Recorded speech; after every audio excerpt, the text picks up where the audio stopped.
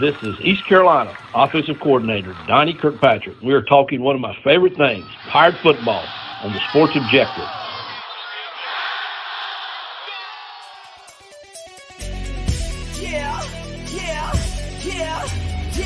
My heart is purple and gold. I'm a pirate down to my soul, and I don't back down, not at all. Find out when the cannons explode. From the sidelines down to the post, put it down like not even close. All out to the last whistle blow. From the flag with the soul and crossbones. Everybody stand up, get your hands up. Let the team know that we got they back. This is our house, this is our town, our time. Paper 19 copy. How about those friggin' Pirates? Welcome into the Sports Objective as we're giving you tonight the 2023 Pirate Running Backs preview. And with us right now, Kyle from the Grange Barber. What's up, man? What's going on, Dave, Matt, Bubba? We sit here on Sunday night in mid-July talking Pirate football. Nothing better, right, Bubba Rosenbaum? Yeah, and obviously a lot of talent in this room. Very excited to talk about not only these running backs individually, but then also just the growth of the running game in the 4 years plus now under Mike Houston. We're going to go from China Grove there to Bubba, and we're going all the way now to the great state of Connecticut, playing for Steve Logan as a linebacker. And that, of course, is Matt Semenza. Dude, what's up?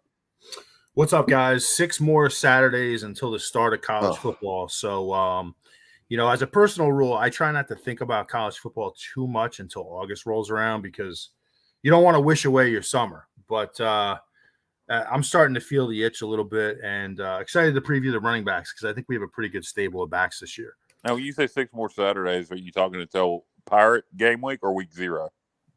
That would be until Pirate game week. 5 more weeks until week 0. It's almost a month away. How about that?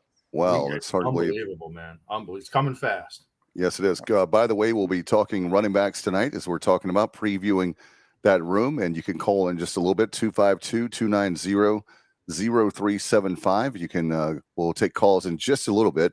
And again, that number is 252-290-0375. Guys, I want to remind you guys, or not remind you, but tell our fans, we've got our college football preview special is coming up Saturday, August the 5th, and that'll be 10 until noon.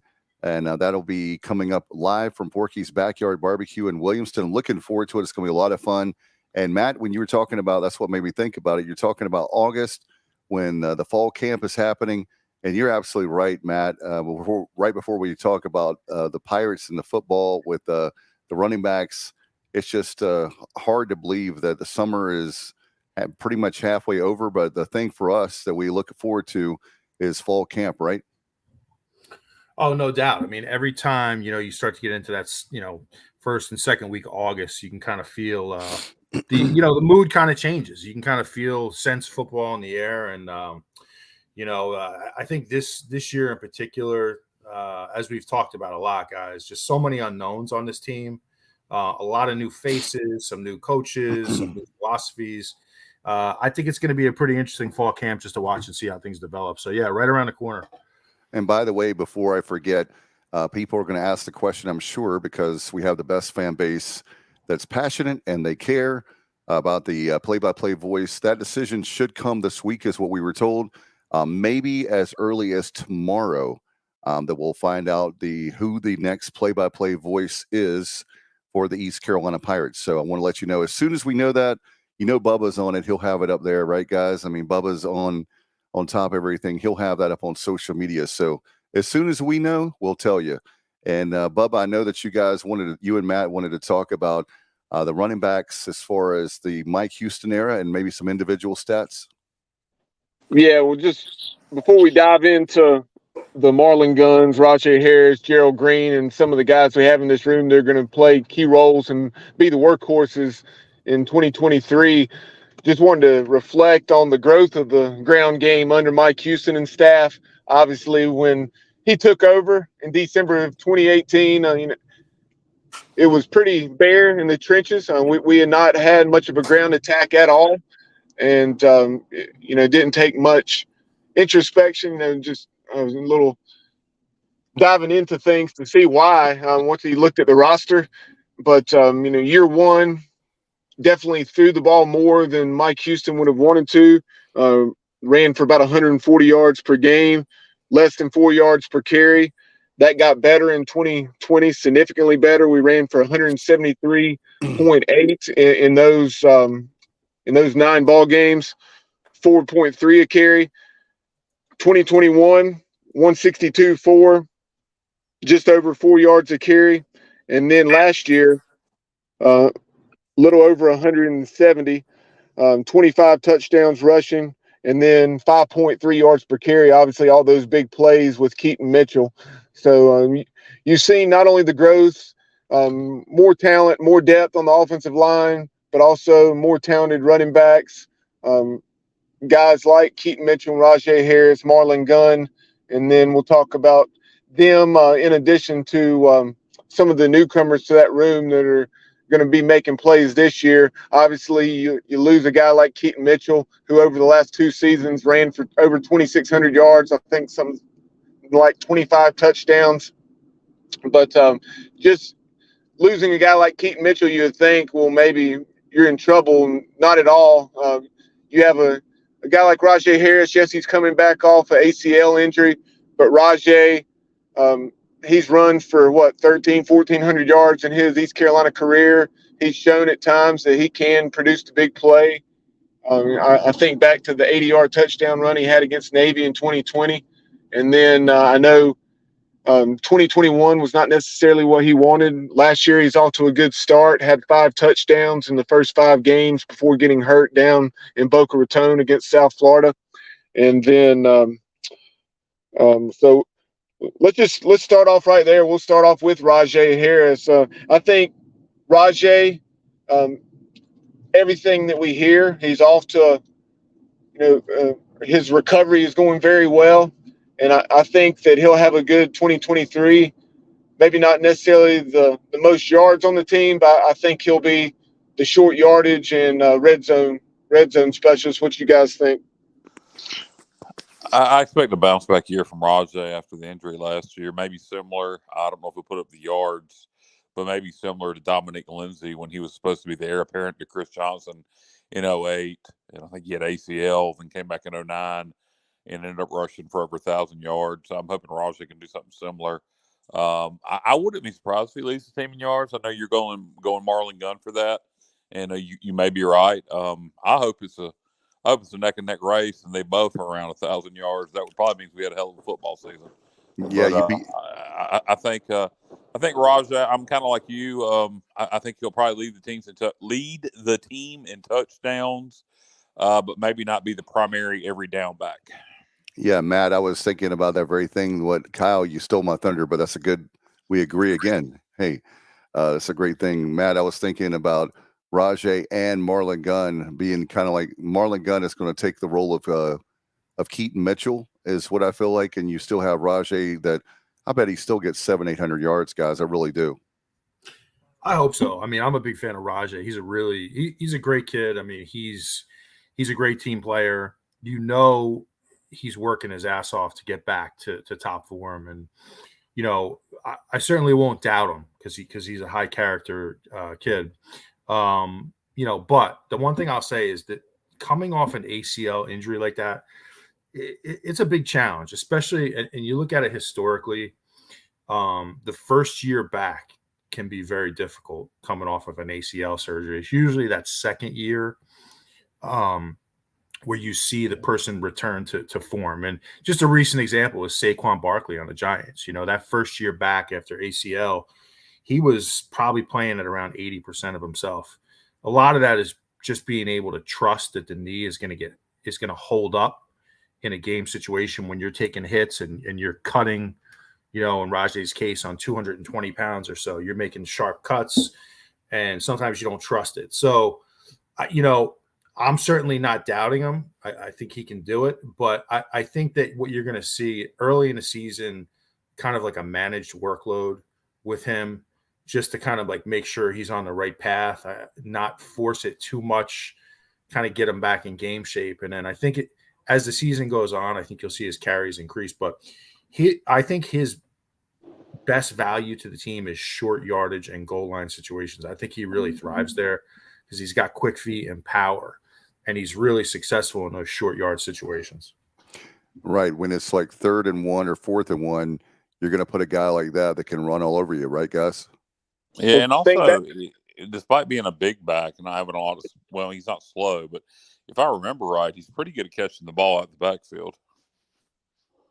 Yeah, that is correct, Kyle. I don't have all his receiving statistics here, but I know in at least 2 of his 3 years, in those 2 years combined, I want to say it was 20, and then last year, don't have the receiving numbers from 2021, but Rahjai in 2020 and 2022 combined had 15 catches for a little over 100 yards and a couple touchdowns. So yeah, he's definitely able to hurt you in the passing game, catching the football, and that's something that or something else rather.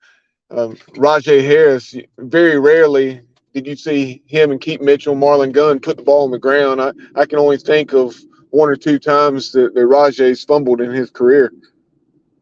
No doubt. One of the questions I had for you guys is, don't you think that just like when Lincoln Riley used that short passing game, same thing, it's kind of like a run, but we need to do as much as we can and be as creative as we can for if it's Garcia or Flynn. I feel like it's going to be Garcia, but at quarterback, having that inexperience at quarterback, we're going to have to really be creative and create a lot of running plays for Mason, some of those short passes that Lincoln Riley did, like I talked about, bubble screens, and help me out, Matt. Well, I think if it's Garcia, you're probably going to see a lot of read option, and you're probably going to see Garcia using the running game a lot, along with the backs. Yeah, I think, to that point, early in the season, you could see Mike Houston tend to lean on the running game a little bit more. I mean, if you listen to Houston in interviews and Donnie, they talk a lot about balance. But I think in this situation, new quarterback, to Kyle's point, I would love to see more read option in the offense. I mean, that's something I've been screaming for ad nauseum for years, but Holton was banged up a lot. That's why. Yep. Yeah, he was banged up a lot, so we didn't use it. But if you can add read option to the offense and be effective at it, it opens up everything. In particular, for the running backs, it opens up the middle. So I would like to see more of it. Yeah, especially when you have a quarterback that runs well, and then not only does he run well, but he's 6'4", and at least maybe a little over 6'4", and 250 pounds from what we're hearing. Yeah, Bubba's in a bad area again, but what he was alluding to is the size of Mason Garcia, which would tend to lead to him being 6'4", 250.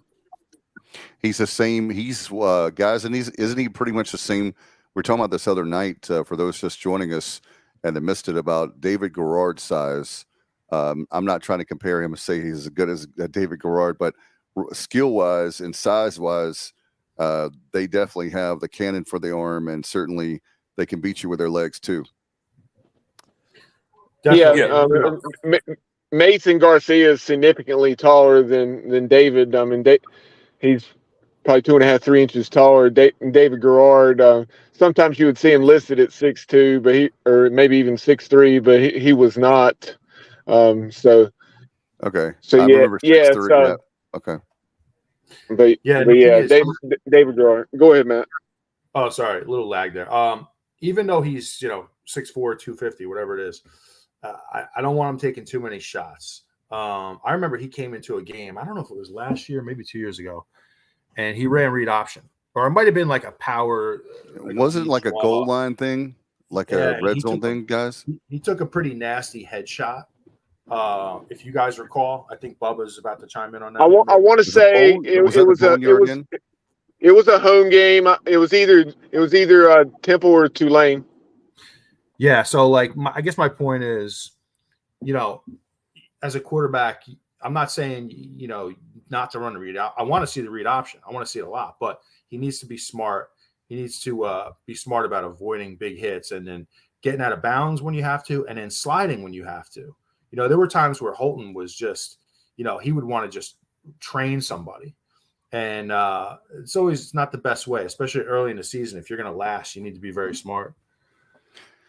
No question, and we definitely need Mason. And if you think about it, guys, obviously it's great. I'm happy. I know the chat. A lot of people asking about Flynn. I'm happy that Flynn has really stepped up and is a really strong number 2 because to your point, Matt, we pretty much have 2 guys that can play quarterback. Not that Jeter can't, but he's very, very young to the program, and you don't want to get to option number 3 in the season. Those 2 guys, though, are really good, and it's not that Jeter's not. It's just that he has he's learning the playbook right now. If Jeter's playing quarterback, it means we're blowing somebody else, or we had a disaster. Yeah. But we're supposed to be previewing running backs. So are we done with Rahjai, Bubba, or is there anything else you want to talk about Rahjai? I was going to transition from Rahjai, stick with the guys who were already on the roster prior to spring ball. So next we'll go to Marlon Gunn. Last year, obviously, when Rahjai went down, Marlon was already playing, and his role became even bigger when Rahjai went down against South Florida.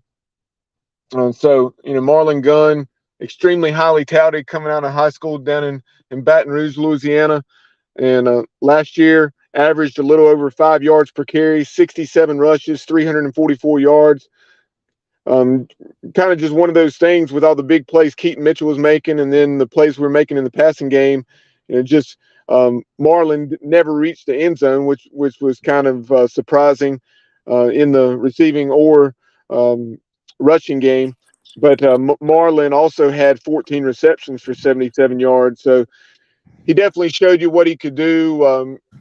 There were times where it looked like he was almost so focused on not fumbling. I think Matt and I talked about this in the last few days, that he didn't exactly maybe hit the hole as quickly as he could have. And I guess that's understandable. Of course, as a true freshman making that transition. But I think that game at Cincinnati after Keaton Mitchell went out, we were coming off our goal line. We felt comfortable enough with our offensive line and being able to hand the ball to Marlon Gunn.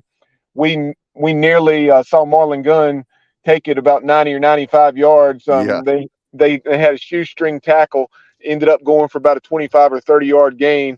But Marlon Gunn's a playmaker. Very interested to see the jump that he makes in 2023. Yeah, I remember during the BYU game on that last possession, and Keaton was out. Obviously, Rahjai was out, and he picked up a couple key first downs for us to keep the drive alive, to put us in position, after the pass interference play, to have a chance to kick a win field goal. So Gunn was key on that last drive against BYU, if you guys remember that. I do. And 21, that Marlon Gunn. Hey, guys, I had a question, too, about Gunn. It's just amazing to me, the fact that he's from Baton Rouge and LSU is right there, how they miss this kid. I know they have the pick of the litter and all that. That's exactly how they missed him. But he is really, really good. Like, he could play. I really believe he could play in the SEC. You wonder how he ended up here, and I'm glad he did. Forget LSU, but you got Tulane, you got Louisiana Tech, you got Lafayette, you got Southern Miss. In addition to all the other SEC schools, it's crazy how you wouldn't think a kid from Baton Rouge would end up here. But he's here, and he's very talented, and I'm glad we have him. Yeah, I'm not complaining that he's I'm not complaining he's here, not at all. Just I'm happy we have him, and just a great surprise. It is interesting, not so much with LSU, but to me, with all the other schools he could have went to. Yeah, and going back really quick to, I think Kyle, you mentioned the BYU game. He did make some big plays late. That was a pressure situation for anyone. Never mind a true freshman, in his first semester on campus. And he definitely showed a lot there that he could handle big situations. He brings a unique skill set of he's a bigger back that has some speed and some power, and he definitely showed a knack to break the first tackler, to kind of shed the first tackle, and then find a way to gain yards. And Bubba, you correct me if I'm wrong. I think he averaged 5.1 a carry. Yeah, that's correct. 67 rushes, 344 yards, 5.1. That's really good. And he's the kind of guy that even on a busted play, guys, it looks like he was getting 3 or 4 yards. He's just that fast, and I'm excited about him. And he was actually banged up too. I don't know how bad, but if we can keep him healthy, man, oh man. And I think Rahjai Harris, like you said, Matt, when he starts back, it may be towards the end of the season, you really start to see him really come into form. But what I've heard is they've been very careful with him. Obviously, he could have come back maybe a few months ago, but they're trying really hard to just slowly bring him back. And I think they've done a nice job. Bubba, do you want to go into the next one? Are you done with mine? You mentioned busted plays, Dave. I want to give a heads up. Then we're talking about running backs. If anybody wants to go to YouTube, if anybody wants to see a play that maybe they remember it from last year, maybe it just got overlooked. But the second half against Temple, there's a play with it's Keaton Mitchell. We're talking running backs. Keaton's gone now, but it's still a play that if you go back and just find the highlights from the Temple game from last year and watch, you'll know the play when you see it. But Holton fumbles the snap, and it's a busted play, and he's about to get sacked after the fumble snap, and he just tosses the ball to Keaton Mitchell, and Keaton just busts out of the pack and outruns everybody for about a 70-yard touchdown. And it's that was the Temple game. Yeah, you remember the play, Bubba? It was one of the damnedest plays I've seen. Yeah, because things weren't exactly going very well, and that was a huge momentum swing. Yes, it was. Yes, exactly. Yeah, I was going back watching highlights from last season, and I had forgotten about that play. I was in the middle of chemo when that happened, and I was like, holy crap! I mean, just from what could have been a disaster when momentum was in Temple's favor, it did really swing the ball game, gave us some momentum back, and we went on to win it. And just an unbelievable play. Everybody got your way to find those highlights. They're easy to find on YouTube. Temple game from last year. So, in addition to Rahjai Harris and Marlon Gunn, also already in the program, you have Pop McKay. Pop McKay, I think, from what we've heard, has battled some injuries. Also, perhaps maybe needing to work on practice habits and things of that nature, but at least the injury factor there. Camaro Edmonds came over from North Carolina prior to last season, a local product from Havelock. He did get a couple carries. I know he maybe caught a pass or two in that game against Tulane when you had Keaton Mitchell banged up and then also Marlon Gunn banged up. So he did see a few snaps against the Green Wave. Very, very tough opponent to see your first snaps. But you have them returning, and then you have a couple of walk-ons in the room. But then coming into the program, obviously with Rahjai coming back off the ACL injury and then losing Keaton Mitchell, you felt great about Marlon Gunn. So you bring in Gerald Green from Georgia Southern. He's a grad transfer with 2 years of eligibility, which is awesome. That's something that Donnie Kirkpatrick, when we had him on, said that whether it's running back or whatever the position, that they're trying to steer away from the one and done situation. And they did that in Gerald Green. They got a proven commodity. He played in 2019, but did not play more than 4 games. So he was able to redshirt. 2020, he played significantly, ran for over 400 yards that year. Also did a nice job of catching the ball out of the backfield. And then in 2021 and 2022, he ran from anywhere from 400 to 480 yards. So this is a guy that in his Georgia Southern career, he's played 500 plus snaps, and he's run for about 1,400 yards. I think he started 3 or 4 games, so he's primarily a second or third string running back for Georgia Southern. But he was you watch his film from last year, he's taking it to the house against Nebraska. He's making plays against Louisiana and Troy, and the best teams on the Eagles schedule. It gives us quality depth is what it does. He's probably not going to be a primary back or the featured back, if you will, but he'll definitely be a guy you can depend on to get you quality yards, not fumble the ball, know what to do. Sounds like he can catch the ball out of the backfield, so it gives you some real quality depth there. Yeah, I absolutely love this pickup. I loved it at the time, and I like it even more now, especially with Rahjai coming off the ACL. But, he's a proven player. He's a proven player with experience. He's been in some big situations in stadiums around the country, like Nebraska, Arkansas, to name a few, and he's been productive. So he's not gonna he's the type of guy. He's not gonna go to Michigan scared to touch the ball, and he brings the experience, and that's something we need. I heard some people say that maybe he wasn't a game breaker, like a home run hitter, and he's definitely not built like a Keaton Mitchell, but he showed enough. If you watch him on film, he did show several times the ability to not necessarily run away from people, but to do enough to take it to the house. So he looks like he's got enough speed. He's got some shiftiness to him.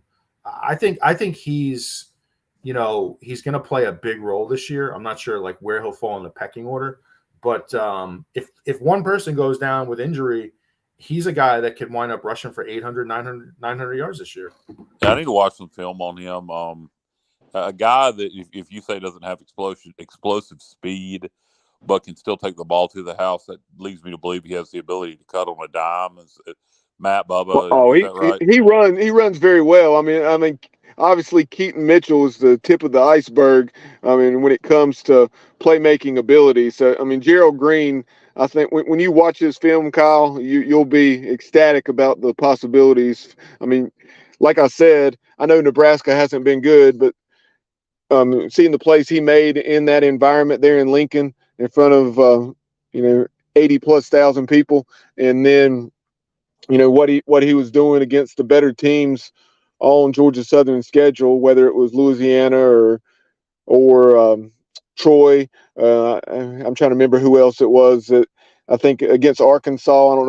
I'm not so sure that was last season, but here in the last 2 or 3 years, he was making plays against the Razorbacks, and so very, very excited. He showed the ability. I think Matt may have mentioned this.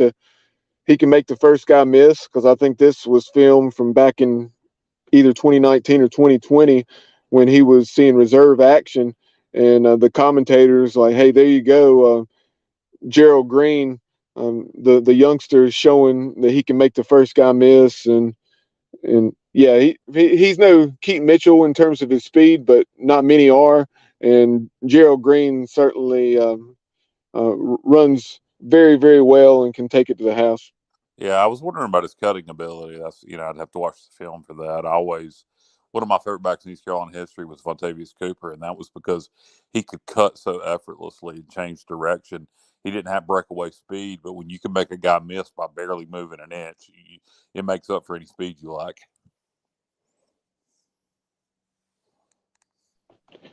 No doubt. And speaking of speed and then playmaking ability, this is a guy that's going to be kind of an X factor this year in the running back room. He's probably not going to see a lot of touches in the traditional, run game. I think he'll definitely see a few, but I think he could be used as a slot receiver, jet sweeps, bubble screens. He shown on his film the ability to catch the ball. Appeared to have good hands, and caught it with his hands, didn't let it get into his body, which is something that you don't see with a lot of running backs. And that's not surprising given the way this guy ran in high school. He was a 10.8 100-meter guy, and they were certainly getting him the football in a variety of ways. I know, Matt, you had a chance to check out some of Javius Bond's film as well. Yeah, and just kind of checking out the film and then listening to the coaches, what they've had to say so far. Early returns look really good. And they did talk a lot about his speed and his, he might be the next guy with the home run ability to come into the program. And I think, to your point, Bubba, I do think he's going to have a role on the team, but I think you make a good point as far as how he's going to get the ball. I'm not sure as a true freshman, is he ready to bang it up in between the tackles? I don't know. But if you can get it to him on some flares, be a little creative. We don't run screens here to the running back, so that's not going to happen. But ever since the South Carolina game, that was the last true screen I think we ran. But when it got picked off right before halftime, but he's definitely a guy that you can get the ball to creatively, and he's got a chance. I heard there may be some more screens ran this year, Matt. we'll see. I hope so, man. I'd like to see it. So I just wonder, I'm going to put Mike Houston and the staff on the spot. When are you going to give Matt Semenza a job? The guy is brilliant. I have had 2 or 3 people that love our show, and they have told me in recent days, by the way, Matt, how much they like you being a former player. They say he's articulate. He knows what he's talking about. They said how great you were. So, and how I think a lot of them would think that you would be a great coach in East Carolina. So I'm just putting Houston on the spot there. Hire Matt Semenza. I appreciate it. I must be putting on a good act, if they're using the word brilliant. But right, Kyle? Go ahead, Kyle. That's how I always describe you, Matt. I always go, Matt, he's brilliant. He's just brilliant. So it's great. No, Matt, you definitely know football. You know more about the game than I would say you and Bubba than anybody else just doing the show or watching. You played at a high level, and you know your stuff. Brandon says, Matt, for offensive coordinator, you have my vote. Matt for offensive coordinator. He's a defensive guy, Brandon. We're taking Donnie K's job away.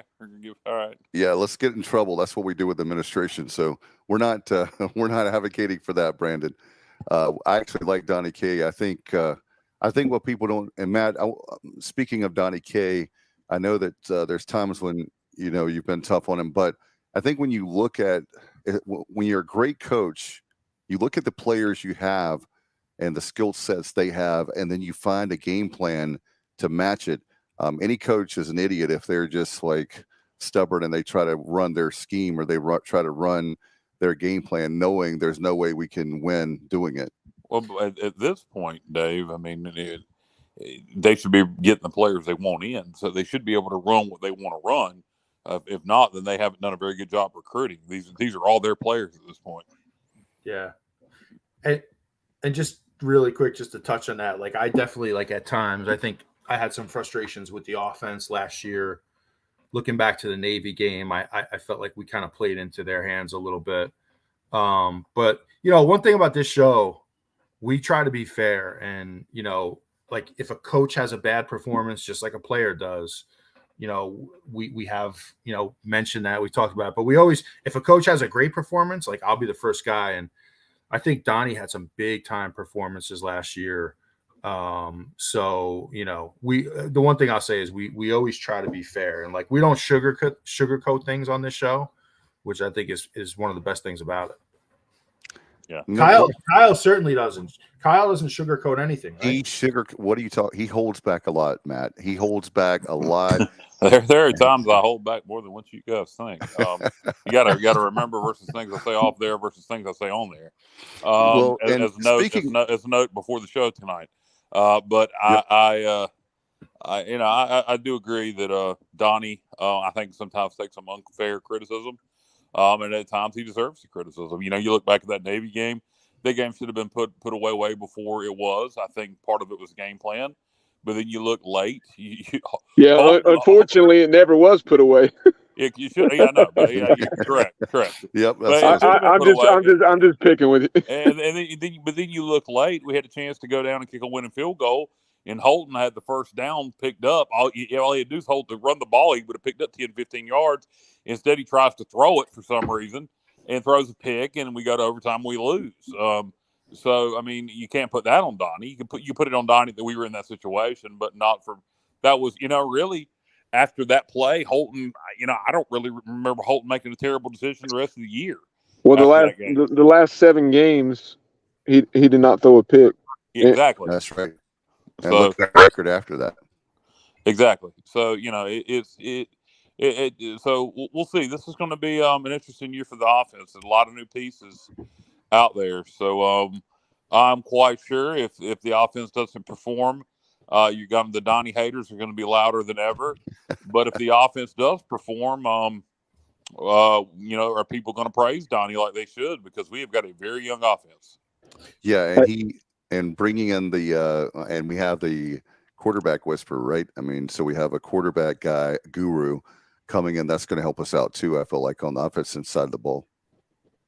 Who are you speaking of, Dave? Yeah, Shane Montgomery, a proven commodity. proven Yep. commodity there. You know, just a couple years ago, he was the FCS Offensive Coordinator of the Year. You know, played quarterback at NC State back in the late '80s, early, you know, maybe 1990. But and then obviously been a head coach and just offensive coordinator at several different stops. Yeah. But you know, taking a look at, I know we've referenced, you know, we had a 1,000-yard rusher the last 2 years with Keaton Mitchell. That was the first time we had a 1,000-yard back since Ventavious Cooper back in 2013. So will we go a third straight season with an 1,000-yard rusher? And if so, who do you guys feel that it will be? I'm going 100% Gunn. Like I said, I'm going. I think Stevie Fly said we'll have a 700 to 800-yard rusher. I'm gonna go with Gunn with breaks the 1,000 mark, and I think Rahjai has, because of what we were talking about, the role he's going to play. I'm going 700, maybe 800, but I'm going. Wow. Well, if you're right, Dave, we're going to have one hell of a season. Well, Yeah, I feel just good about those two. I really do. for perspective, last year we had Keaton Mitchell 1,452.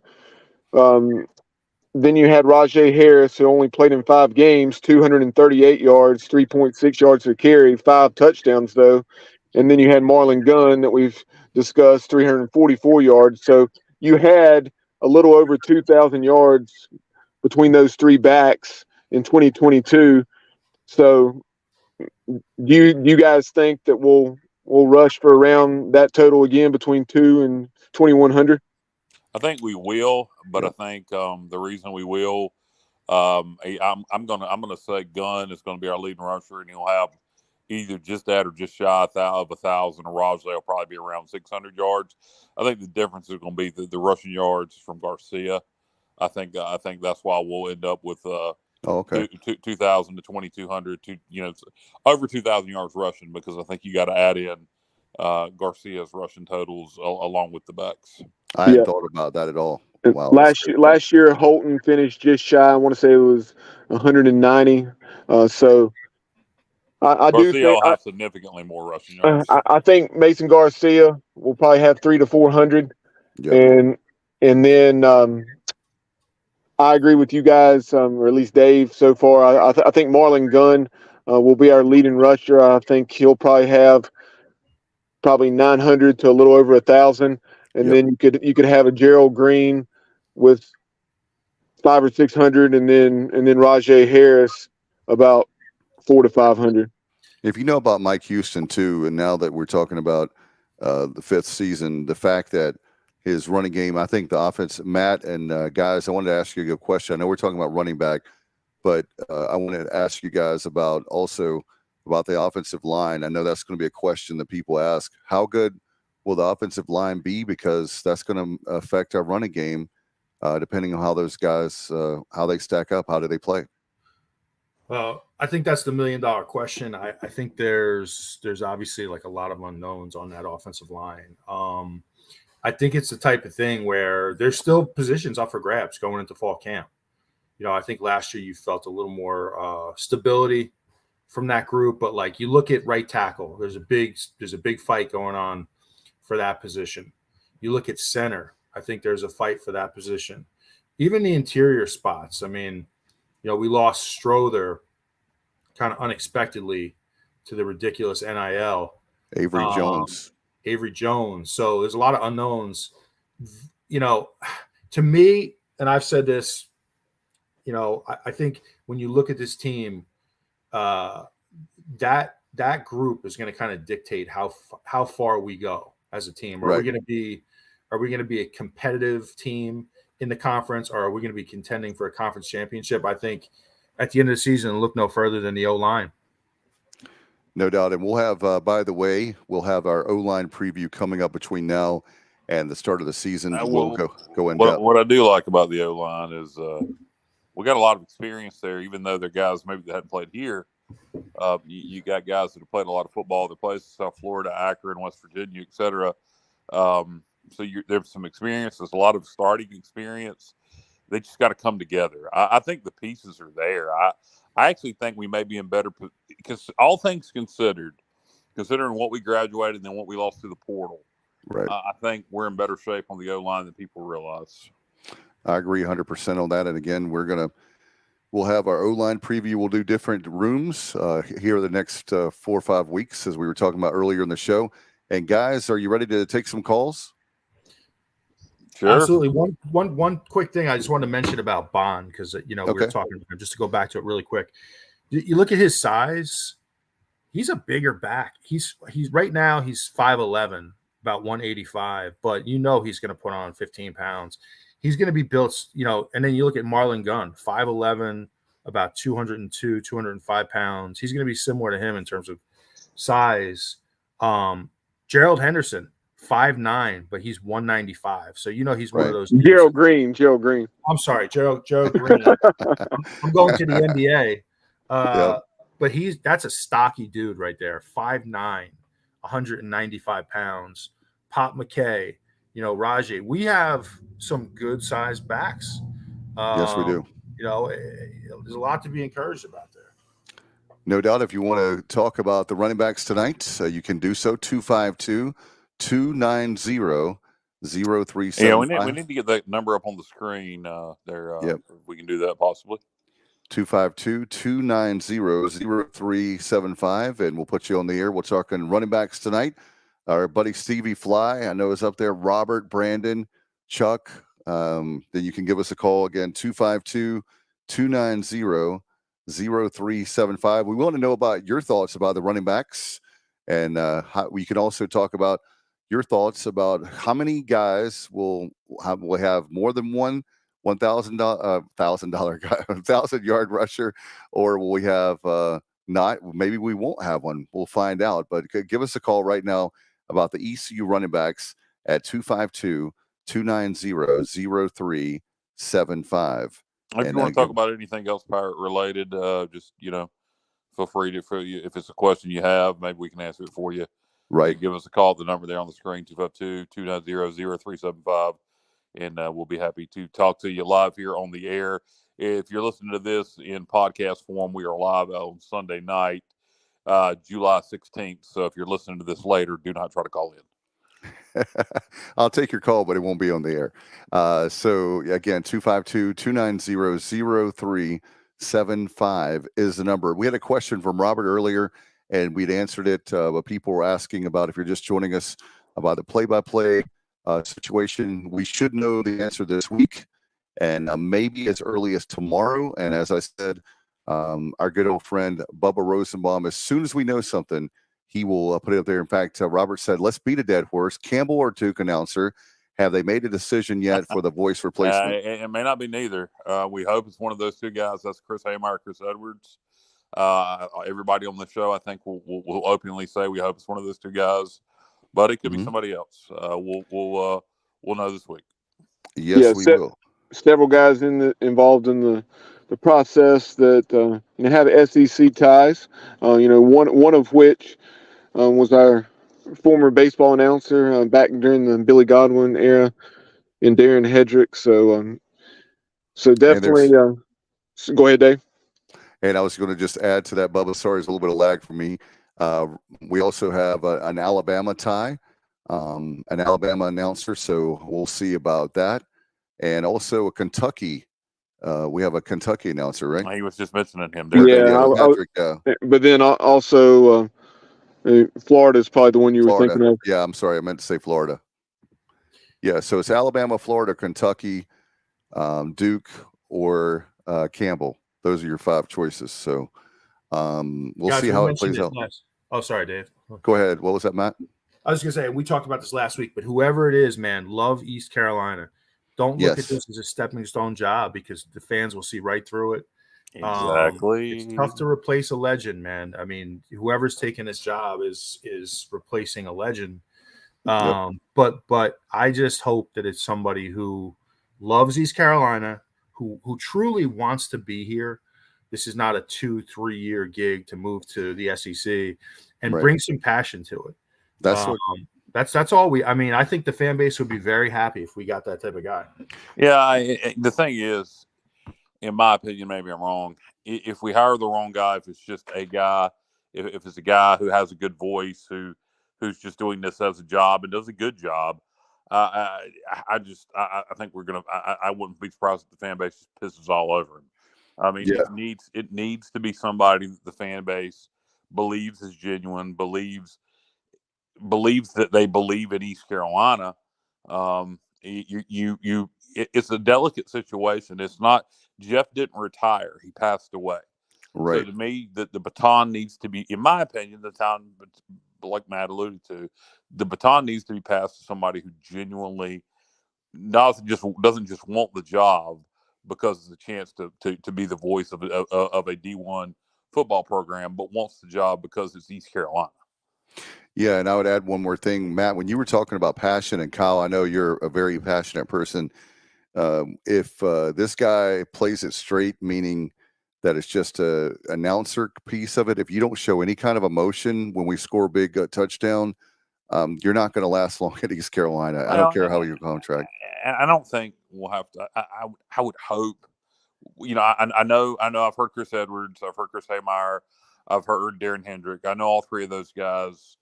I know how they call things, and they have some excitement. I've never heard the guy from Hoover from Alabama. I've never heard him call any kind of game. I'm sure he's good. And I've never heard Kyle. I can't think of his last name, from Florida. I've never heard him call anything, but I'm sure they're passionate. They're in the SEC. Kyle Crooks.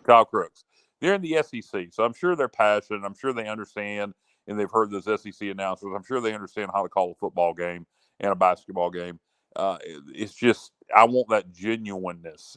There's a difference between just excitement for excitement's sake and the style you call games versus being genuine. And I'll support whoever gets the job, and we all will. We'll have no other choice. but we have our favorites, and I think it's obvious who they are, and we'll see what happens. By the way, give us a call. We had a call, lost a caller, whoever that is. Call us back, 252-290-0375. Call us back now. We had you on hold for a reason, and we were getting ready to come to you. So 252-290-0375. Give us a call back, and I'd love to have you on the show talking about running backs. How about Robert Matthews? He bought a $100 raffle ticket. Like the AT&T coach said, bring me my money. That's right, about the Jeff Charles scholarship. Yeah, I was going to say, for people that were unaware, that's the 50-50 raffle, the tickets that are being sold to support the Jeff Charles scholarship, or scholarship with his name on it to the ECU School of Communications. Yeah, and if they sell all 200 tickets, you're going to win $10,000. Whoever wins that, so it's pretty nice. Yes, it is. $10,000 would be nice right about now. 252-290-0375. If you have thoughts on the East Carolina running backs, give us a call, and we can talk about that. We can talk about maybe the play-by-play voice job, if you want to talk about that. We can talk NIL with Team Boneyard. We could talk maybe some, I was getting ready to say Conference USA. Every time I think about Kyle and it might as well be. No, I was thinking about when you were talking about years ago with Terry Holland with the merger.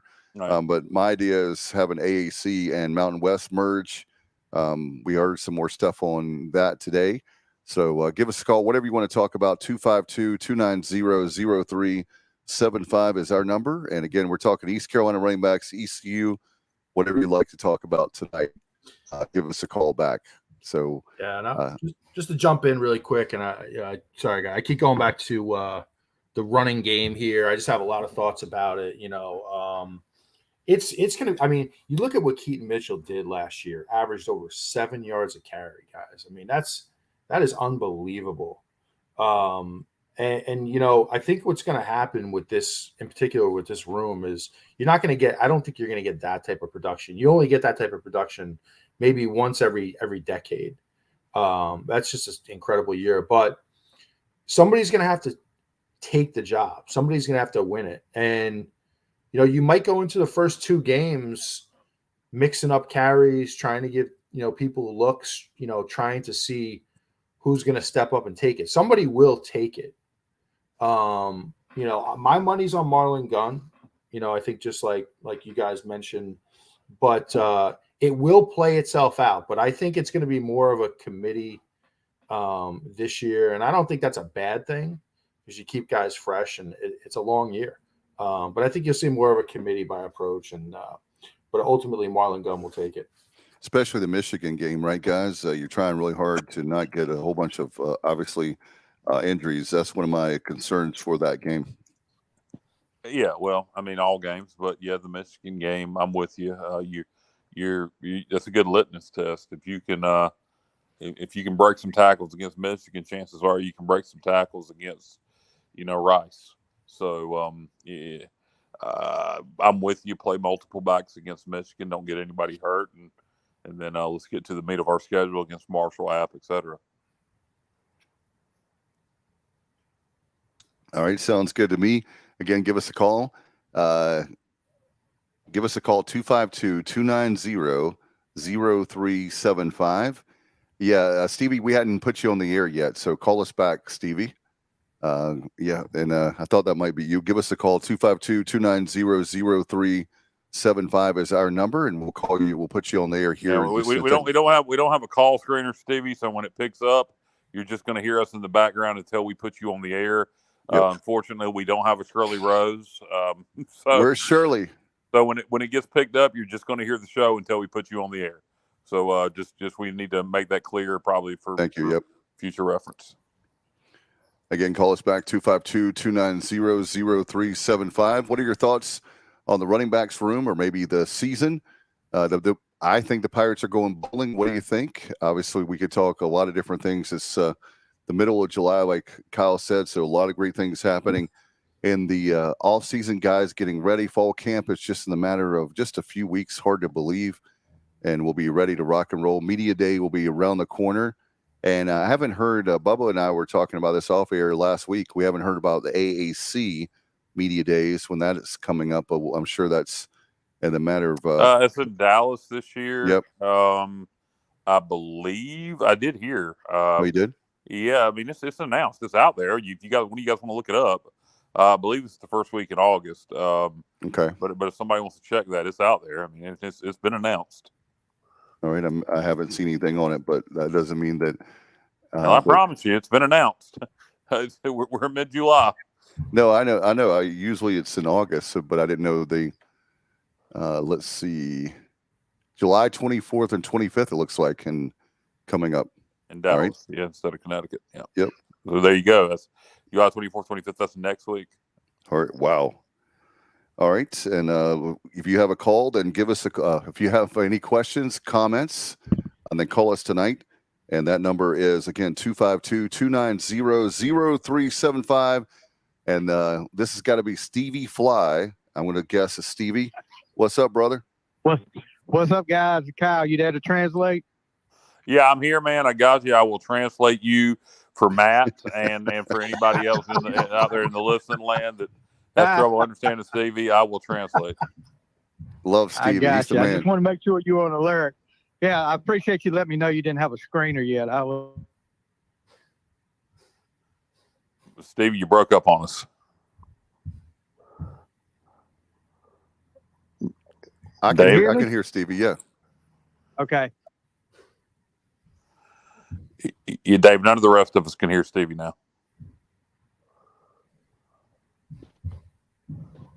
Stevie, you there? Yeah, I think Dave's hearing him and we're not.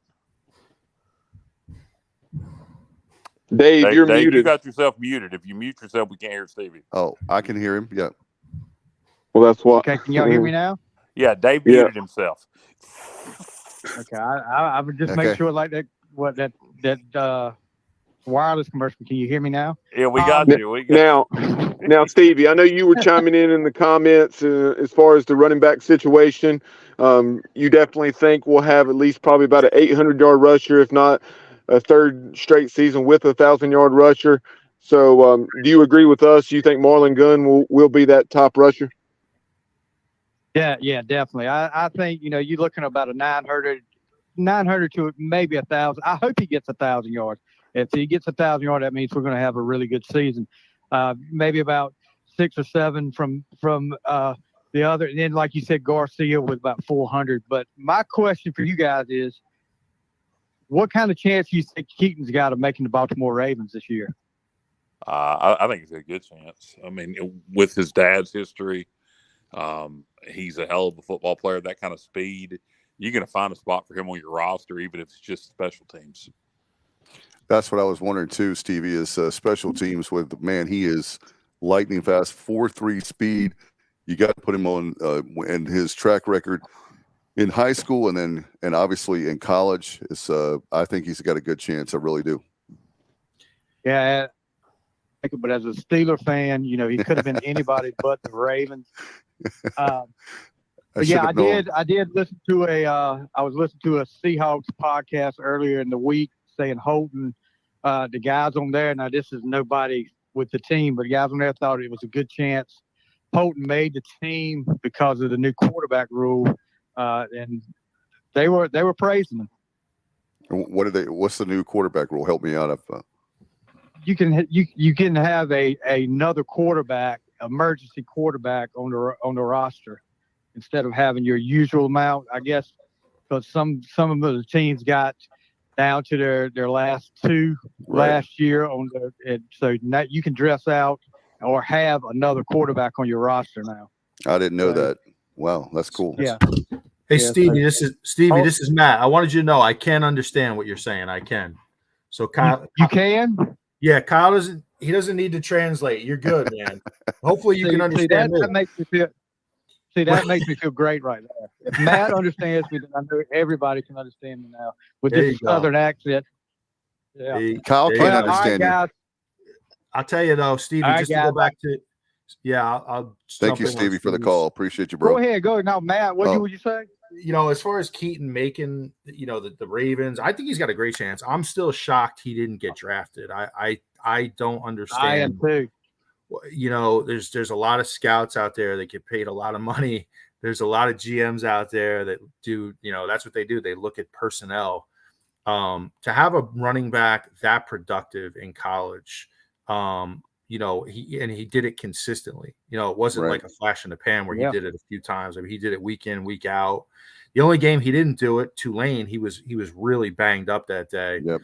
And I think if he was healthy, there's a good chance to win that game. But I think what's going to happen with him, first of all, he's got great character too, and he's got the athletic ability.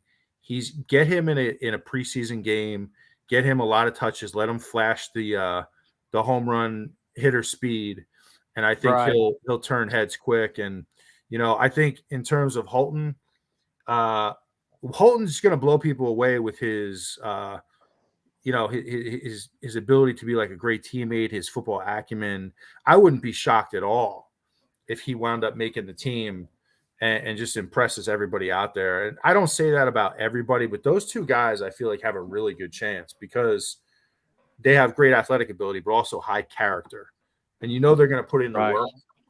So I think there's a very good chance. Now, Matt, that explosive that Keaton's got, you can't teach that, and that's something that all the NFL teams are looking for. Like I was shocked he didn't get picked, and unfortunately, the Ravens picked him up, like I said. But if I'll have to pull for one person on the Ravens team, it'll be Keaton. I know that kills you too, as a big Steelers fan. It does. Stevie, you want got to do sometimes. Stevie, you want to plug your show before you go, or you hang out for a while? Oh yeah, I'll plug it. Yeah, you can find me on the Final Score. I just did I've got a couple of interviews I'm holding back for a little while, but I did an interview with Randy Cuthbert. I don't know if you guys remember him, the big Duke running back that went on to play for the Steelers.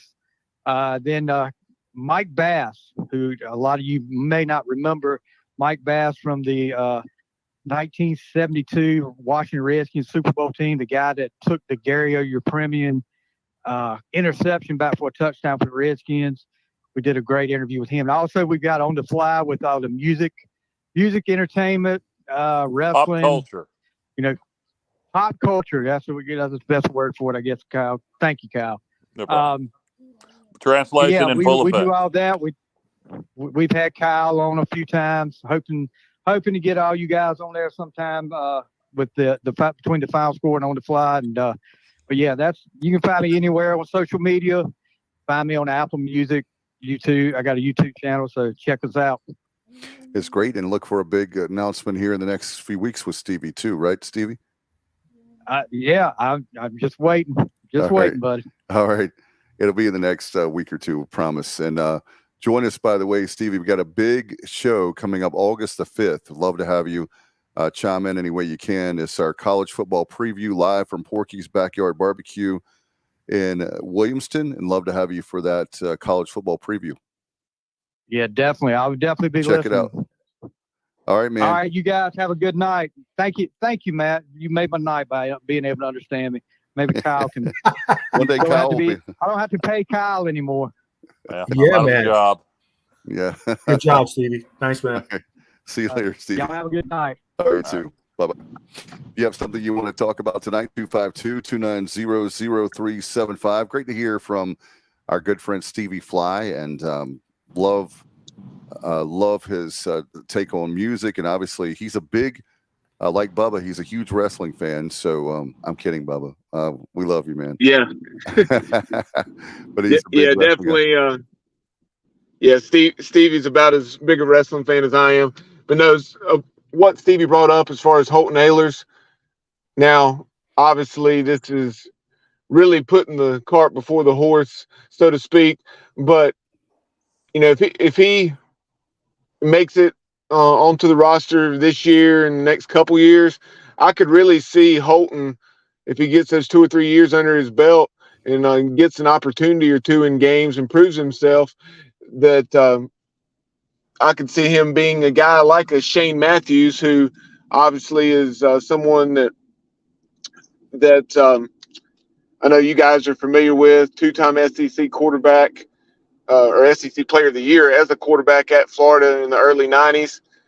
But very rarely, he started some games, but he was largely a career backup and played well over a decade, probably decade and a half in the NFL as a backup quarterback because of what he brought to the table, like Stevie was saying and like Kyle and Matt were saying, with his football intelligence and leadership abilities. No doubt, guys. We have a call. You ready to go to another call? Yeah. Caller, you're on the air. Go ahead, caller. Hi, this is Avery. I'm calling from Wilmington. All right. Hey, Avery, how are you? I'm doing well. Thank you. I just wanted to get your thoughts on the opener against Michigan. What do you think, Avery? Make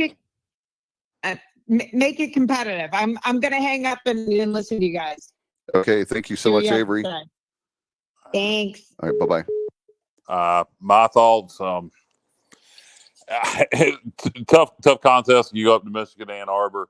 It's we're 36-point dogs. They're going to be, top 5 of the country, potentially as high as 1 or 2. Winning that game would be a monumental undertaking. So my thoughts is don't get anybody hurt.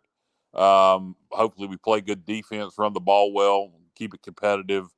I'd like to have a good showing. I'd like for everybody to come away from that game thinking the Pirates had a good showing and we don't get embarrassed. And but as far as winning it, I think the chances are slim to none. But hopefully we have a good showing. Well, Matt, I'm going to put Matt on the spot right here. Thank you very much, Avery, for the call from Wilmington to Port City. Getting calls from a Hosky in Wilmington. So 2 North Carolina towns, eastern North Carolina, northeastern North Carolina. Alaska. Stevie's not in a Hosky. He's in Alaska. Lasker, North Carolina. Yeah. Sounds like a Southerner's trying to pronounce Alaska. But anyway, Matt. Yeah, Dave, that's what I was about to say. One of these days, I want to go on Alaska cruise. Yeah. Yeah. Matt, I have a friend from China Grove that has a way stronger accent than Stevie. Who would that be? Why you think so, Matt? You think Bubba's? I know we're getting off subject from the question. Well, Matt, I tell you, I think you may be correct. No, I think what the difference is Bubba has a Western North Carolina accent, and Stevie's accent is Northeastern North Carolina. Stevie's got that northeastern. It's borderline into that South Boston area of Virginia Wood Button type accent. It's getting pretty close. But anyway, back to the question at hand. I answered it about Michigan. Matt, what are your thoughts on the Pirates trip to Ann Arbor? How do you win the game, Matt? That was I was going to put you on the spot. How do you win the game? I can answer that. I said it before. Smallpox outbreak for the Michigan football players. No, I'm talking about a real outside. No. You don't have that happen. How do you win that game? I mean, to win a game like that, first of all, you have to play extremely clean game. I mean, a perfect game to the point where you just don't make any mistakes. Field position would be imperative. Not starting drives on your own 10-yard line and putting yourself, backing yourself up, but being able to move the ball, move the sticks. Obviously, you're going to need to score a lot of points to win that game. I would say to win that game, you're going to need 35 to 40 points. And that's not a knock on our defense. That's just what Michigan is capable of doing against anybody. So you're going to need to score a lot, but you're also going to need a big player too. Like, for example, a return kickoff, or, they turn the ball over and we scoop and score, that type of thing. Like, it's going to take a lot to be able to go up there and win that game. Now, it's been done before, but we'd have to play just about a perfect game because of the fact that we have so many new guys and a new quarterback. Right. You can't have a special teams blunders like the Luke Larson school of punting where you have them blocked. That's one thing. And obviously with every field goal, we're going to make as many of those. And God forbid we cannot miss any extra points, right, Bubba? Well, that's the thing. You think about this game, this could arguably be the toughest opener in East Carolina football history, depending on how the season unfolds. Because you think back, you think of 95, that was a very, very tough opener that Matt took part in over in Knoxville against Peyton Manning and the Vols. Very competitive in that game. Lost 27-7. Moved the ball between the 20s. Could not cash in the red zone. I think back to the 80s. I know when we opened down at Florida State. So this is that same type of game against a top five, or in this case, a top two opponent probably. Maybe some people even have them as number one. Most people will probably have Georgia. But this game, Kyle, you talk about the 36.5-point spread. I think the Parents will cover. I still, just with so many unknowns and what Michigan has done over the last couple years, first game for a new quarterback, be it. I mean, I know Mason Garcia started in 2020, but essentially, first game for Mason Garcia or Alex Flynn, for all intents and purposes. And with that being the case, I could really see it playing out. I don't know, 41-13, 45-13, 45-17, something like that. I think that we'll. I don't think we're going to go up there and get totally run over, but at the same time, I think it's probably going to be a little too much to ask with all the new pieces to go up there and do the unthinkable. Unthinkable in the nation's eyes. Yeah, and sometimes you have a really good football team. You're just playing a team that's that damn much better. I believe Bubba will remember this. Dave, you might. What season? I believe it was the 07 season. If not, it was the 06 season. But I'm almost positive it was the 07 season. We had a game at West Virginia where we just got boat raced. And we were a pretty good football team in 06 or 07, whichever year it was. I know the 08 team is one we beat them. We beat West Virginia, yeah, but it was either 06 or 07. We got boat raced up at West Virginia. Boat race. That's one of the great words you hear in college football. Where did that word come from, Kyle? I have no idea, but I stole it from someone else. When somebody blows you out, they boat race you. You really only hear it in terms of football, maybe basketball, but I don't know, Matt. I don't know where that came from, but I use it. Between that boat raced, and then woodshed beating is another one of my favorites. Yeah, take them behind the Well, woodshed. you got my real favorite saying, Matt, but unfortunately I can't say it on the air unless it's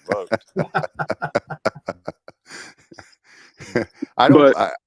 When it's 36.5, like I've said many times on this, it's very disrespectful to East Carolina. I really believe, like I've said, no, I'm serious. 28. I think it's around 28. You realize there's one school in the entire country that returns less starters than we do. I understand that, but we still have they're not. Here's the thing that is, Matt, I want to get your take on this. Being Kent State, by the way. Okay, thank you. The problem is we have experts and the talking heads, and the problem with them right now is they're using an old model. They're not taking in any consideration the transfer portal, Matt's favorite word, whatsoever. And that's the problem I have. Notice I didn't say that East Carolina is going to win the game, but 36.5 is very strong, very disrespectful. And again, they're not taking in. We lost pieces, yes. Pieces graduated, yes. But we've gained a lot more, and we have a lot more than what they take into consideration. Yeah, I think they're basing that on just past history. Like, I think you can almost take East Carolina out of the equation. I ran the numbers a few months back, and I looked at home openers under Jim Harbaugh. And I want to say that the average margin of victory was exactly 35. So I think they're probably looking at history and some of the new faces. But if you're East Carolina, like if you're Mike Houston, if you're a coach, if you're a player, you definitely feel insulted by that. And you want to go up there and make sure that you play a competitive game. You want to take that personally, put it on the whiteboard, take that personally. And you just try to prove everybody wrong. I mean, that's what the great teams do. I know the teams that I was on at ECU, we had that mentality like, hey, we're a 35-point dog, kiss my ass. We're coming to play and we're coming to win. And that's the attitude you really have to have. The great teams have it. How many guys or how many talking heads predicted you guys to go down to Miami and we beat them 31-7? Nobody in the thank world. Thank you. And especially coming off a home actually, you're both 100. You're both 100% wrong. Arnie Spaniard picked East Carolina to beat Miami. Yeah, and he had a national radio show at the time. So one. Well, I'll give him credit, but not. I'll say this then. How about this? I would say 98% of the people, in that game. But hey, you just have to go up there and make the most of your opportunity. I mean, that's what you need to do. It's going to take a clean game. Yeah, that Miami game in '96 after the Southern Miss loss. Arnie actually, I don't know I'm sure Bubba remembers this. Arnie actually picked East Carolina to win that game before the season started. He picked it was East Carolina to go up and beat Miami in the Orange Bowl, and he became a brief East Carolina celebrity. Even though he had a national show, he was very well loved for a couple of years there at East Carolina because of calling that upset. What happened? Dave Schutte, his producer, I believe, was a Miami guy. Yeah, he bet him his car. Yep, and we actually helped him. Gotta give a shout out to Blair Bagley, who had Bagley's car sales in Williamston. He pretty much gave me a car, so I got to give him a shout out. My mom bought 2 cars from Blair back in the late 80s. Yeah, Blair is awesome. That's right. It was at O'Cool's. Thank you, Johnny. And we painted it purple and gold, and appreciate Blair very much for helping us out with that. But that's where that whole thing got started. And also, Matt, not to get on an Arnie Spaniard tangent, but Arnie was awesome at picking. He called them upset specials, and I love that because he had a lot of guts and it was a lot of fun. Yeah, I'm gonna do it for y'all. All right. Upset special number 1. Don't want the points. Don't need the points. Take the points. Michigan 36.5-point favorites. I like East Carolina to cover the spread. Yeah, that was good. I got to give you that was good. Arnie Arnie was. Dave, do you remember, Bubba, I don't know if you were listening also. Do you remember how he used to give his number? Yeah, I still remember the phone number for the old 101 Sports Network because the way Arnie used to give it on the air. 906. Let us hear it, Kyle. 1-800-777-2907. Yeah, that's right. That was tremendous. That was brilliant. Tremendous. It kind of reminds me of the movie Private Parts with Howard Stern. How, he had that guy Pig Vomit. You guys remember? Bubba remembers this. And he made him say, "Looks like a pig, makes you want to vomit." Pig vomit. WNBC. Remember, he had to say it a certain way, and he got fired for it if he didn't say it right. Yeah. That's the way he wanted to say it. Yeah, if you say something a certain way, people remember it. It's actually smart. Yep. We won't talk about the kielbasa. Yeah. Yeah. So to your point though, Dave has to say our number in a certain way that people remember it. There you go. We got to get Dave. All right, Kyle, you got to do it. All right, put it up on the screen. There it is. All right, very bottom. Call in at 252-290-0375. All right. How about Bubba? Can you do it? I'll pass. That's 252. I can't top Kyle. That's 252-290-0375. All right, I'll get Kyle's you a to natural do. at this stuff, man. Yeah, he is a natural. Oh, I'm tremendous. Bubba, you got that audio clip again about being tremendous?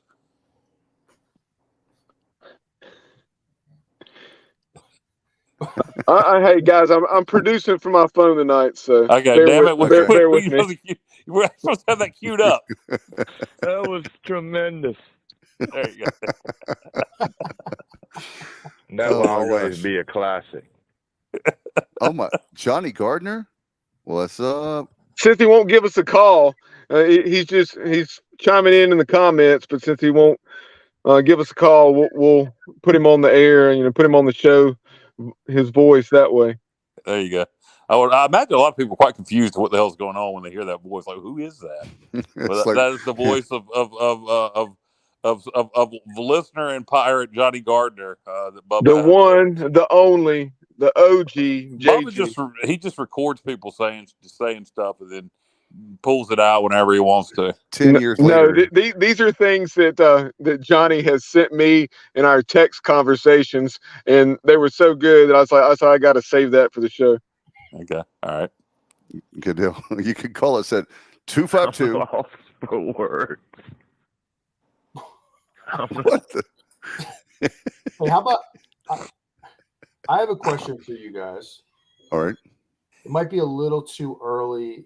I don't know if you guys have had a chance to dig into it, do all your homework yet, but any predictions for a national champion next year? Next year or this year? This year. I'm saying next year, but this fall. Kyle's going to say Michigan.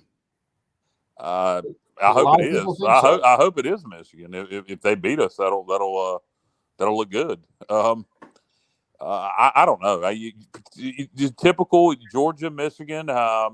I'd have to do some research to see if there's anybody unusual besides the usual Alabama, Georgia, Michigan, Ohio States.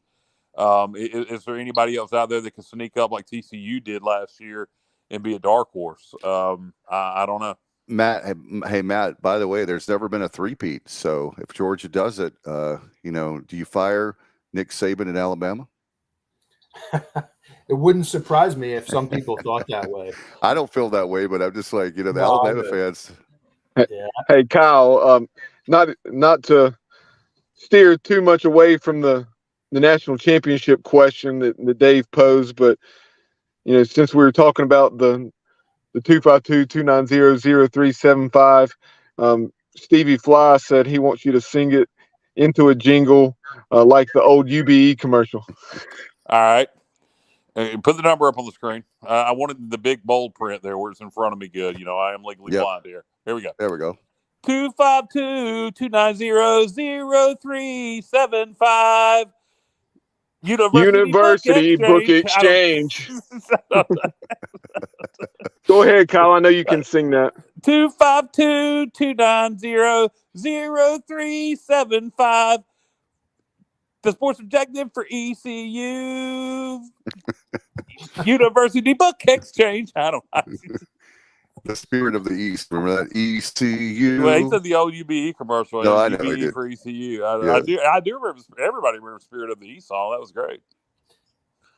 That was a great one. I'm taking it back to not to veer away from your jingle, Kyle. It was You better not veer away from my jingle. Of course, when you look at some of these preseason top 25s, of course there's zero creativity because college football tends to be I like to say it's the most un-American sport there is. If you're not very vanilla, if you don't have a established program going back 100 years, it's tough to break into the good old boys club. But looking at SI, they have I don't know, Matt. That might make it the most American sport. Yeah, well, that is touche. That's a good point. But they have Ohio State number 1. Again, this is SI, which is a somewhat irrelevant news outlet at this point. But Ohio State number 1, Alabama 2, Georgia 3, and LSU at 4. So not much originality there. Definitely no surprise, but we'll see. Go ahead and name the rest of the top 10, so we can, just like Kyle mentioned, a team like a TCU, and TCU obviously was nowhere near the top 10 last year when they made their run. So they have Texas at 5. They have Michigan. Now this one has some relevance. Michigan at 6. So they're right there for a playoff spot. USC at 7. Clemson at 8. How about this? Now, does anybody get more love than Notre Dame? They have Notre Dame. Are you sure you're not looking at last year? No. This is. They did finish the season well last year, but I wouldn't have them in the top 10. Wow. Lots of love. Clemson's another team, man. Is Clemson going to bounce back? They seem to be trending down. Well, Garrett Riley, one of the biggest offseason hires as far as assistant coaches, Garrett Riley coming over from TCU. So very interested to see, what Cade Klubnik and the Tigers do on offense under new OC Garrett Riley. And how about JR? Johnny Robertson has a great point. I agree with him. Stevie Fly says Hartman coming from Wake to Notre Dame. And Johnny says if Joe Milton plays like I believe that he can, Tennessee has a good shot as anyone. Johnny, you are so right. I think that the Vols, I'm not a Tennessee fan, but I'll tell you something, guys, watch out for Tennessee. I really think they've got a good shot. Tennessee's good. The thing is, typically, teams that win national championships typically play better defense than Tennessee does. Tennessee can score on anybody. Can they take that defense to the next level? If they can take that defense to the next level, Tennessee could be a national championship contender. Speaking of defense and taking their defense to the next level and doing what they need to do to become a national title contender, last year you had USC under Lincoln Riley. Very good year. Fortunately, from our perspective, it ended in a Cotton Bowl loss to Tulane. Their only losses besides that were both to Utah. So, and one of those was competitive. The one in the championship game was not. What are your thoughts? So you have Caleb Williams coming back. Will USC improve enough defensively to maybe make a push for the playoff? I think what's their non-conference schedule look like, Bubba? Because in the Pac-12, give me a moment and I'll bring that up.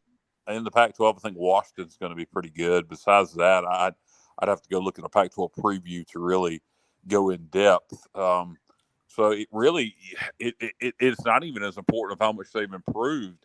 Utah is always right there as a competitor in the Pac-12 because they play a different brand of football than everybody in the Pac-12. They're always physical. They play more like a Big Ten school. So Utah, Oregon, USC could easily run through the Pac-12. What does their non-conference look like is a big question to me. I'm assuming they played Notre Dame. I don't know what else. That's correct. And Matt, I'm not a USC believer. I'm just not. I mean, Tulane absolutely carved them up last year, Dave. with a month's preparation. USC had a month to prepare defensively for that game. They got absolutely carved up. A lot of American Conference schools played much better defense against Tulane than USC did. So I think they have an uphill battle. I think their team's going to look a lot like last year. A ton of points, a lot of fireworks, but very little defense. Right, but if they win the Pac-12 and if they have a weak non-conference schedule, they could still end up in the playoffs. Yeah, I wanted to ask you guys that very thing. One of my only criticism, have you guys noticed, from Lincoln Riley at East Carolina? You look at Oklahoma, you look at USC. Great on offense, puts video game numbers up on offense, but defensively, you can't stop. They can't stop anybody. Well, you can't blame him for that at East Carolina. That wasn't his responsibility. But I think the offense leads to that a little bit because of the pace they go at. I think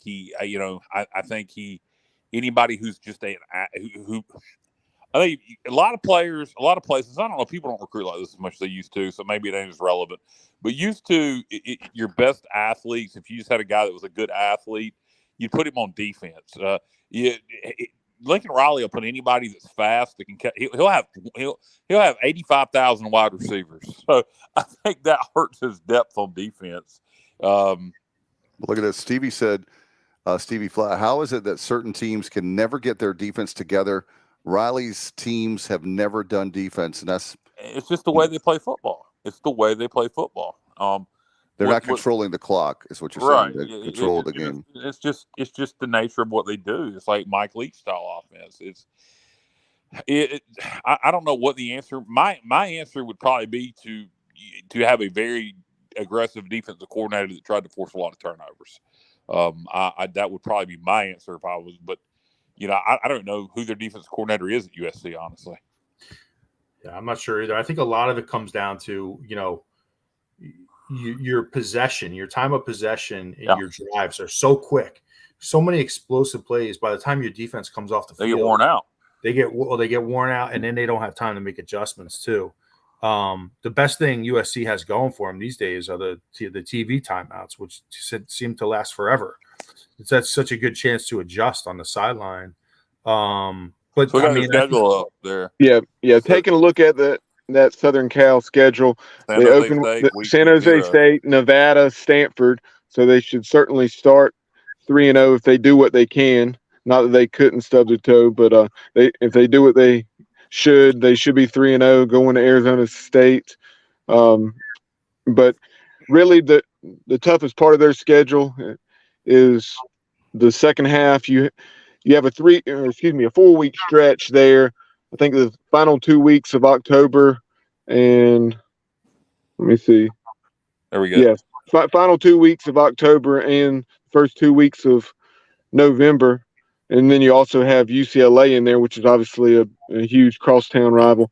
But you have Utah on, I think it's October 21st, and then you have November 4th, Washington at the Coliseum, and then the next week you have to go to Autzen Stadium. So what a 4-week stretch that is. And odds are, if I was a betting man, I would say that they'll lose at least one of those 3 games. You get Washington, you get Utah, and you get UCLA at home. So I like that. At Oregon, if they can take care of their business at home, let's see, they lose 1 game to Oregon, and they also have at Notre Dame. Okay, so yeah, potentially 10-2, 11-1, and then the Pac-12 championship game. They'll be in the playoff picture. I think they'll be in the discussion. The first half of that schedule is kind of a joke when you look at it. Like it is. You look at I think our first half is more challenging than that. You look at App, Marshall, Michigan. Yeah. I mean, that's no joke. Even Rise with JT Daniels. His 10th school, but yeah. we did leave out Gardner Webb. I'll leave out Gardner Webb. I don't know if I would. Dave, something that has been highly discussed in the college football world going into this year, and I wanted to get Matt's perspective because obviously his spouse is a Florida alum. So if the Pirates aren't playing the Gators, or I should say, if the Gators aren't playing the Pirates, he's pulling for the Gators, I would imagine. So, so Matt, what are your thoughts on Billy Napier? It seems as though he's recruiting very well. Mike Norvell at Florida State, a lot of people thought he may not survive. They stuck with him, and it's paid off, and is looking like that. The Seminoles are going to be pushing Clemson this year. Finally, in the Atlantic, that game's going to finally matter like it did several years ago. But and then you also down at Miami have Mario Cristobal, who's kind of in a similar situation. I mean, you look at Billy Napier, the guy, he wins everywhere he goes, and he's done it at some really challenging places. So he's got a proven track record. I think he's going to do really well at Florida. I think they're still maybe a few years away from in terms of like recruiting. They've kind of had a revolving door at quarterback down there.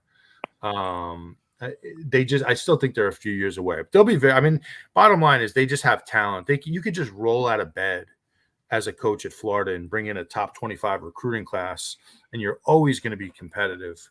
But I don't see them ready to win, the SEC quite yet.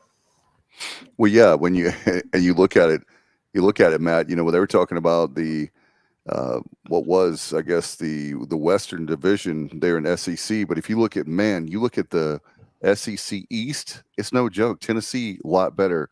Even South Carolina. Look at Kentucky. I mean, you look at the SEC East, it's no joke. It used to be more of a cakewalk, for a team like Florida or Georgia. But it's getting better and better every single year. Oh, it definitely is. And college football is really becoming a year-to-year sport with, the favorite word, the portal and NIL. It's becoming a year-to-year sport. You could turn it around quick, but you could also blow it really quick too. Yeah, Ben, we're just talking about everything, and it's kind of a potpourri at this point of the show. And guys, I'm going to jump off here soon, whether we wrap it up or not. But I want to ask a question to you guys, just since we're talking about college football in general. Prediction on Deion Sanders' first year at Colorado. I'm predicting 10-2, or excuse me, 2-10. Yeah, I'll agree with you. Kyle and I are agreeing a lot tonight. It's scary, but no, I'm kidding, buddy. I agree with you 100%. I think his celebrity is great. I think Colorado did what they had to do as far as the Pac-12. They made a splash hire. They had to because of, I know that. As far as attendance, it was really, really bad last year. So from the financial piece of things, there's a lot of excitement. They've sold a lot of season tickets, but then it becomes more of what's on the field. And what I've heard, guys, I don't know if you've heard this, but he basically he didn't keep any of his good pieces. He basically got rid of the whole team or a lot of the team. In other words, the bad apples, one thing. The ones that can't play, one thing, but you need to keep guys that have talent too. That's the one thing that scares me about Sanders is he should have kept some of the good guys as far as talent wise. Yeah. I know you want to get your own guys in there. I understand that, but my point is there was some talent on the team, and a lot of the talking heads I've heard have said that he's gotten rid of even those guys. I mean, he cleaned house. Yeah, which. I know there's mixed opinions on that. I don't really love it in college football to just like be able to clean house like that. It's not the NFL, it's not.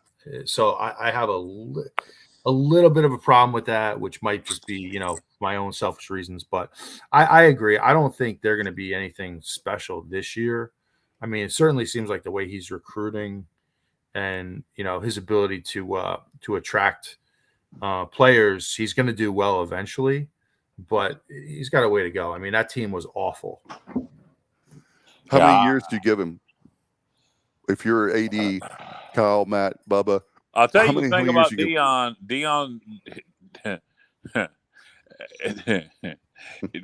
Dion's gonna rub on you really, really hard when you're losing. Dion is a polarizing personality. Yep. He's me. Look at me. I'm Deion Sanders. That's what he's all about. He was a big fish in a small pond in Jackson State, and of course he out recruited everybody else at the HBCUs because he's Deion Sanders. Right. I don't think it's going to translate to this level of college football, and I think he took a tough job. I think he jumped at his first big Power 5 opportunity. I think he would have been smarter to take the South Florida job, quite honestly. Wow, look at that schedule, man. I'm not a Deion Sanders believer. As far as how long they'll give him, I guess it's going to be how fast he wins. Because I can tell you, if he ain't winning after year 2, year 3, he'll be on the hot seat. Yep. I mean, you look at that schedule. I'm trying to remember what Vegas had the over/under. You guys can check it if you'd like. I want to say it was 3.5. That may be wrong, but I'll take the under. But yeah, you have the opener at TCU.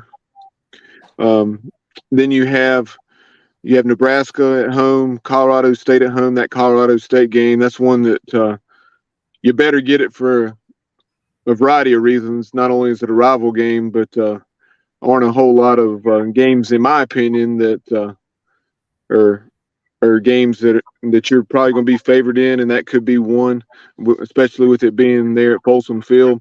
Then you have to go to Autzen Stadium. Games 5 through 8.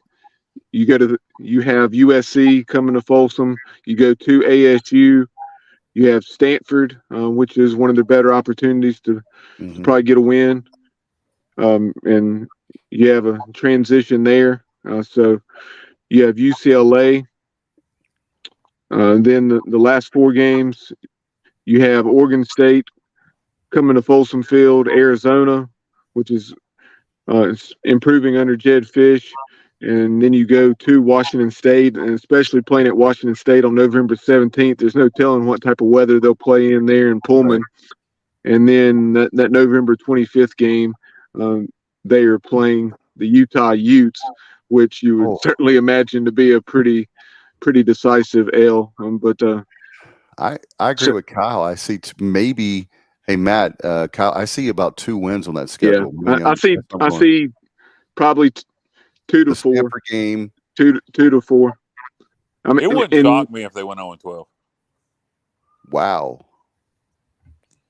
If something like that happens, if I've been saying, whether it goes well or whether it doesn't go very well, or anywhere in between, this is going to be, must-see TV because, like Kyle said, you take a look at Reach the People Media and then the pregame show, the different YouTube channels that cover the Colorado program and Coach Prime, as he prefers to go by. It's going to be very interesting to see how that coverage goes, how many videos, how much content they're putting out there if things aren't going well. Hey, Matt, I got a prediction right now. I got a prediction right now. And if Kyle is right, and I think he and I, again, we've agreed a lot, and it's not the end of the show yet, but he and I agree on this. And I'll tell you this right now. I make a prediction. This is stating the obvious, but I believe that the biggest mistake that Deion will make is that he thinks he's in the NFL when he's really in college. What do I mean by that? He's going to be calling out his players, which he should never do. And Matt, I know you being a college player, how much do you want to bet if things go south very quickly? He's not going to take the responsibility as a head coach. He will never say it's my fault. He's going to start blaming him, the talent on the team. I inherited a mess. There's going to be every excuse in the book instead of saying, look, this is the first time I'm an FBS coach. It's definitely going to be interesting to follow. I mean, Deion, he's a lightning rod, like wherever he's been, he draws a lot of attention. He's not afraid to speak his mind. He's going to do things his way. And when you do that, you put yourself in the public eye. And by him cleaning house like he did, like he got rid of like 45 players, I want to say. Yeah, it's ridiculous. Yeah. Is that going to – Yeah. Time will tell if that's going to, blow up in his face, or if he was able to bring in guys that can contribute right away. I mean, the portal helps him in that regard, but I don't know. I don't really have much confidence in that situation out there. I can tell you that. Well, Microwave, baby. Microwave it. And if you know anything about what Colorado was last year, not only were they 1-11, but I mean, they were far and away, one of the worst teams in college football history, getting outscored by something like 28 to 30 points a game. And granted, this team is much different from that, from a personnel standpoint. That's the reason he made those changes that he was making, because of exactly how bad they were. I mean, some of those videos that I watched back in the spring prior to him bringing new personnel in, all those new roster pieces. And I think Matt's, as crazy as it sounds, I think 45's light. I think it's more like 60, 65, maybe even 70. I mean, it was crazy, the number of new roster pieces that Colorado brought in. But prior to them bringing those guys in, they looked tiny. I mean, they did not look like a Division I or FBS football team, much less one in the Pac-12. Yeah, like Brandon says, a good point, guys. He brought in players from Jackson State. Great that you have loyalty. I think one of them was his son, but you got to have players for Pac-12 level. And just like Nick Saban, not Jimmy Johnson, but there's guys that never made it at they were college coaches that didn't make it NFL. It's going to be like that for Deion. I just don't see how he can translate, especially oh wow, Stevie Fly says he thinks they're going to be a bowl team or borderline bubble, a team on the bubble then to make a bowl. Wow. You think how much you like the talent he brought in that much? Now, to be fair, I haven't examined the talent that Deion has brought in. So Stevie, I'm guessing you're basing this on the talent he brought in, and I will say that I have not examined the talent he brought in when I'm making these predictions. I'm basing it off what they were last year, the fact that he got rid of the whole football team. I don't see how you can bring in that many pieces. Yeah. I don't see how you can bring in that many pieces and put together a cohesive unit that fast. I just don't see it. Right. And if it was a situation where, there were a lot of players in trouble, that kind of thing, a big scandal, you didn't have a choice is one thing. But like I said, what I've heard, Bubba, have you heard that? The talking heads have talked about the very fact that, okay, it's one thing if you get guys that just don't have talent, guys that are maybe the locker room lawyers, the cancers of the team, but for the fact that he got rid of good players just because they were not his players makes no sense. But anyway, no doubt. And guys, we got anything else? We're about ready to wrap this thing up. We've gone on tonight. Started off with a running back preview. It's kind of been a potpourri of college football. We got anything else before we go? Because I'm about ready to get out of here. That sounds good. In fact, if you guys want to make a last call here, and we may take one more. Do the number, Kyle. I'll put it on screen. It's 252-290-0375. All right. So we'll take one more call and then we'll get out of here in case there's somebody that wants to call in tonight. Again, 252-290-0375. We'll do that. We'll see if we get that. But guys, do you have any final thoughts you want to make while we're waiting on a call? No, I see a comment regarding Nebraska and Matt Rule. The one thing I'll say about Matt Rule, he's a way better college coach than he is in the NFL, obviously. Yeah, he's a great college coach. He did a tremendous job at Temple. And Baylor. Tremendous job at Baylor. Yeah. So when I looked at that Nebraska job, call me crazy. I really liked. Rule, remember? Yeah. I mean, I really liked my first choice for them was the coach from Chadwell from Coastal. I think his style of offense would have worked perfectly at Nebraska. I was surprised they didn't go that route, but Rule is a great college coach. just not NFL. Yeah, and by the way, guys, speaking of Matt Rule is a great guy, but from what I've been told, I don't know if I told you, Kyle, but they have, or I know I haven't told Matt. Apparently, the Panthers, the inside the organization piece of things, is an absolute disaster, and I feel bad for Rule because he's a good coach. Maybe he could have had a better situation, but yeah, I think Nebraska is a name brand, huge thing, huge. Definitely, they eat, sleep, drink football there, and I think he could win there. And he has a style of. Speaking of styles, too, Matt, he's a guy that has that tough nose kind of football.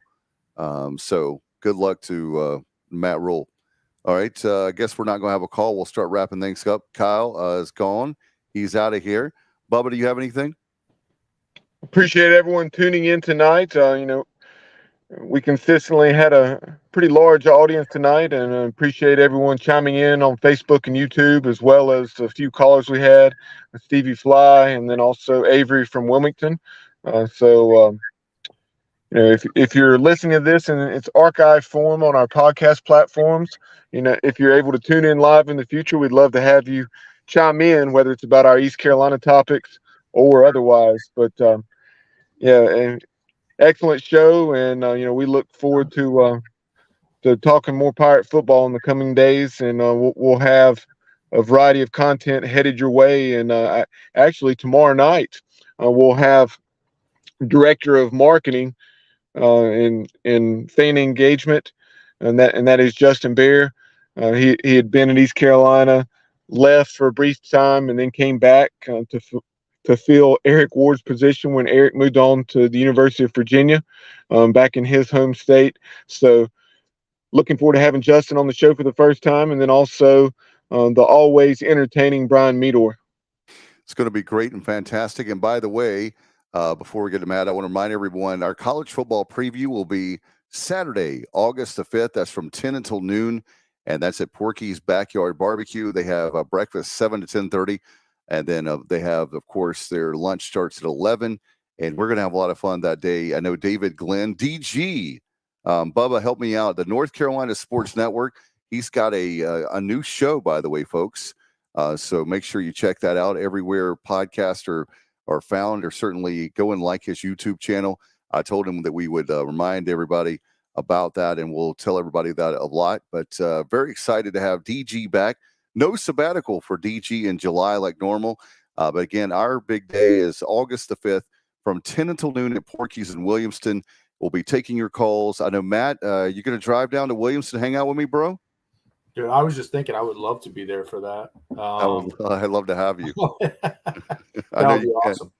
I know you can't, but hopefully you can via a StreamYard in our show. We have 4 dudes on the show from 4 different areas.